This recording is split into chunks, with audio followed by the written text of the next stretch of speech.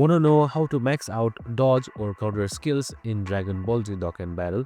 Well, no worries. In this video, I'm going to give you some tips on how you can easily max it out and win every battles. So first, simply focus on units that naturally have these passives, usually extreme or defensive types. Next, unlock the hidden potential nodes related to dodge and counter. Feeding the right training items or duplicates also boosts these skills slightly in some cases. Pair units with leaders that increase defense or attack to maximize the effect. When you run events or boss fights, these skills will trigger more often, letting you avoid heavy damage or counter attack for massive damage. So simply, consistency is the key, and don't forget to keep farming those nodes and training units. And soon, your characters will be untouchable on the battlefield. And that's it, super simple and easy. I hope this video helped.